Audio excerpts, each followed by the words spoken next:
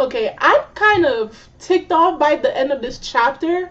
Um, I mean, I'll get to that part a little later on, but for this week's chapter of Gintama chapter 590, we get a little character background story on a character that I hate, um, Oboro. And I think a lot of people have hated him. Some people may have sympathized, and possibly he may rank up their list of characters that they may like. But for me, he's still a character that I dislike. But at the same time, I can kind of sympathize due to his backstory, but nonetheless, that doesn't change the fact that I still don't like him. So, and then we get the fight where in this chapter is his backstory, and the first time that we ever seen, if I may be wrong, the first time we ever seen him versus Takasugi. So I wouldn't really count the Shogun assassination arc as being the fight for both of them, because only Gintoki was the first one we saw fighting him at least twice. The first time we saw it during the Kurdistan arc, and then we got a very small flashback with him during the Joy War, and we know Gintoki has won that first time fight, and then that's such. So anyway, in this chapter we find out that Oboro was originally like an orphan. He lost a lot of people that he cared for. I guess he was like he was at another school or something of that sort, and then he watched as the Naruku completely annihilated all these people, and then he was on the verge of that they probably got to him and left him to die. And that's when he met the Shinigami, which is Shoyo sensei, aka Utsuro.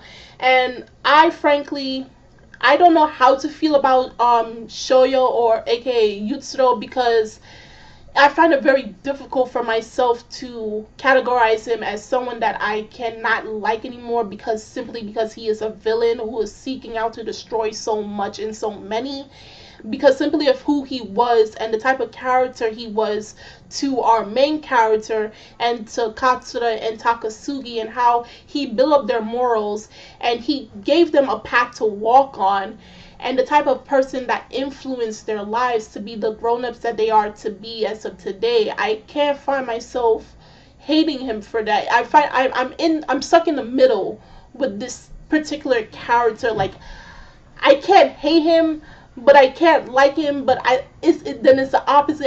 I'm stuck in the middle with this character. But either way, when we saw in the background story of Oboro, the flashback of him, he didn't have the Utsuro personality that we're seeing right now. You know, the cold and soulless and non-caring type of person he is.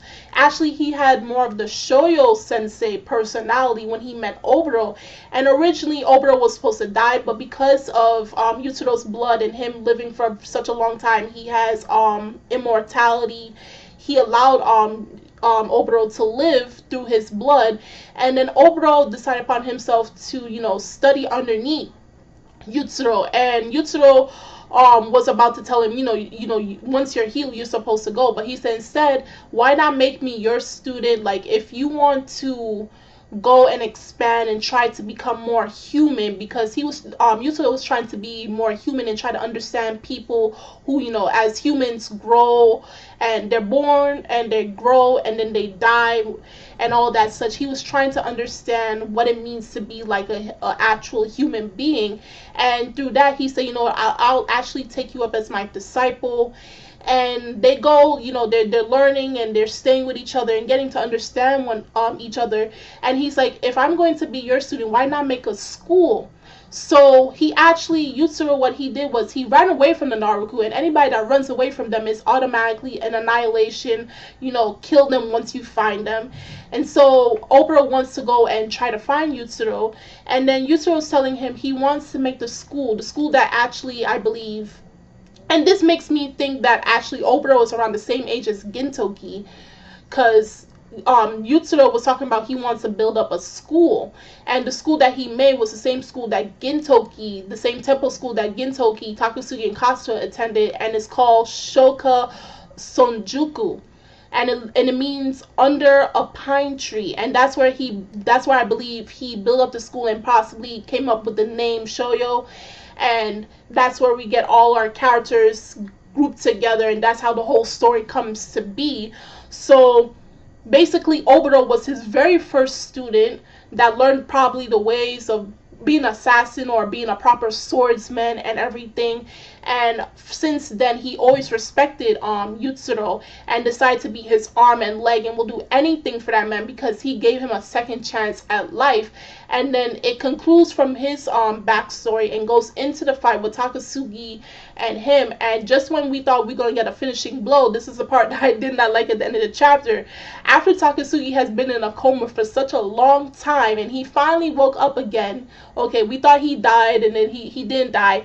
Now in this chapter we see where Oboro has a sword sticking through his neck and blood is just spurring out of his neck, and he's smiling down on Takasugi, who has also a sword in his neck.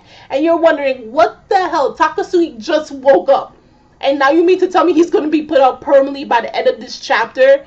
It was just like, that was the part that got me ticked off. We got this whole dialogue, this whole chapter that's dedicated to Oboro's background and bits and pieces of their fights that was going on, which was pretty epic to say the least. But I was wanting to focus on the background of Oboro and Utsuro.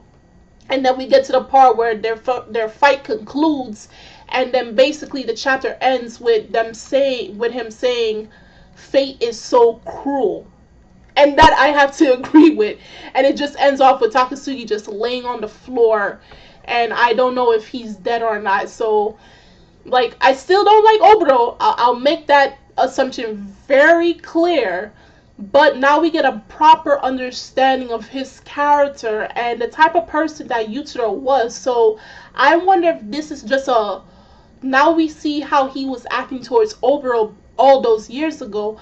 I want to know if this Utsuro personality now is it actually true? Because the way he went about it and the way he acted toward Oboro was very much how he treated Gintoki and the crew when they were kids. So this now makes me assume which one is actually who.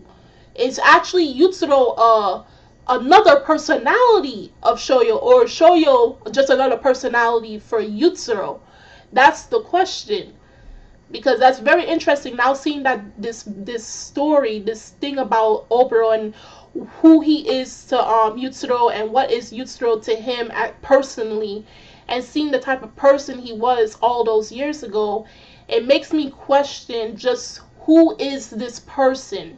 Is he actually Shoyo, or is he actually Utsuro, and is he just using one or two personalities to cover up for the other? Which one is the true him? So if you saw this week's chapter of Gintama, please tell me in the comment section below what you think of it. What do you think of this Utsuro and Shoyo character? How do you feel about Oboro and his character development through this chapter? And what are your thoughts on the next chapter concerning Takasugi's fate? As they conclude in this chapter, fate is cruel. So do you think Takasugi is put down for the count, or is he going to come back up and, leave a devastating blow? So do tell me that in the comment section below. The links are in the description box, so you guys go check that out. And I'm Kimmy Chan of Anime Legends Podcast, and I will see you guys later. Bye!